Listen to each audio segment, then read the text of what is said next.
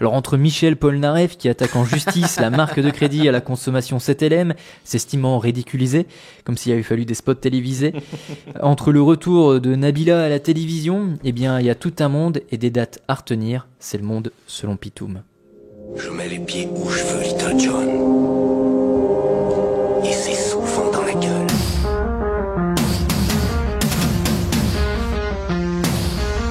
Adrien, tordant vecteur de savoir en translation dans le transistor tordu. Christophe, en colle avec la prof par 9, grand romantique, adepte des têtes à claques. Auditrice, curieuse et savante. Ton vice ? Tu te souviens de ce que tu faisais il y a 1 an ? Moi non, j'ai pas très bonne mémoire. Je me gourre souvent dans les prénoms, j'oublie la tronche des gens. Dans mon nouveau travail, j'arrive à me présenter 3 fois par jour à la même personne. Salut, je m'appelle Brice, je viens d'arriver.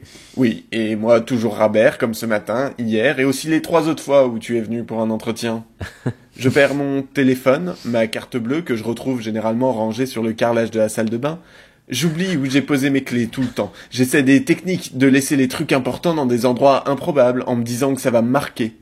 Pendant 3 mois, une fois, j'ai cherché mon passeport, et je l'ai retrouvé dans une boîte de CD vide, elle-même dans un carton rempli de boîtes de CD vides, et je me suis rappelé que sur le moment, je m'étais dit « Ah ouais, ça sûr, c'est une bonne idée !» Les 276 lycéennes âgées de 12 à 17 ans du lycée de Chibok au Nigeria, elles se souviennent bien de ce qu'elles faisaient il y a 1 an.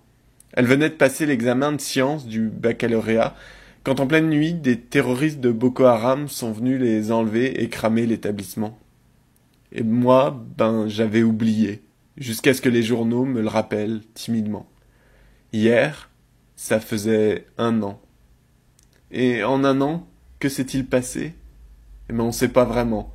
Une 50aine d'entre elles se sont échappées par leurs propres moyens, quelques-unes ont été libérées, sans trop savoir pourquoi, mais pour les autres, il y a 1 an, tout a basculé.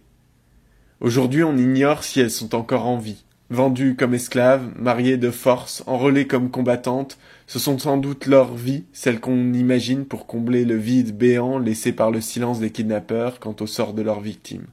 Il serait sans doute trop facile de stigmatiser ceux qui rejettent l'Occident, et notamment son éducation, en les traitant d'arriérés congénitaux, de décérébrés abjects, de gros cons. Alors je vais pas céder à la facilité.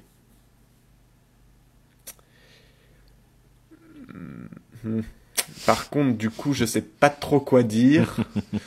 Si j'avais un bocal à rame devant moi, bah oui, un bocal des bocaux. Si j'en avais un, peut-être que j'essaierais de lui faire comprendre à quel point la secte qu'il soutient est obsolète et dépassée. La preuve en est qu'elle s'appelle Boko Haram et non Boko à voile ou à moteur. Mais ça marcherait probablement pas.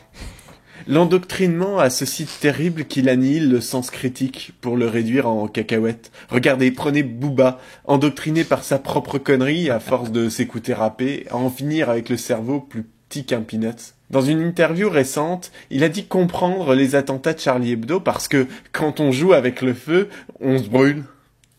Que doit-on comprendre ? Que les lycéennes savaient ce qu'elles faisaient en allant étudier dans un pays où sévissent des incultes fous qui refusent l'éducation des femmes ?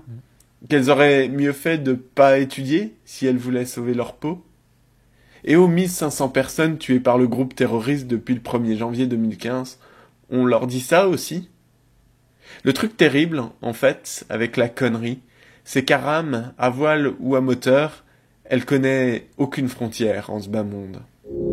Je mets les pieds où je veux, Little John. Et c'est souvent dans la gueule. Vif comme l'esprit, c'est l'inverse de Booba. C'était en une du Monde hier pour cet anniversaire. Il y a eu un rassemblement qui a rassemblé peu de monde hier à Paris. C'était le billet de Pitoum. Et le président du Nigeria, on en a déjà parlé, on sera sans doute appelé à en reparler. Buhari, 1 an après l'enlèvement des lycéennes, d'annoncer « Nous ne savons pas si les filles peuvent être secourues. J'aimerais beaucoup pouvoir le faire, mais je ne peux pas promettre de les retrouver. » Vous imaginez un politique qui avoue qu'il ne peut pas promettre. D'habitude, c'est plutôt le contraire. Les politiques sont vraiment avides de promesses. Là, c'est assez bouleversant.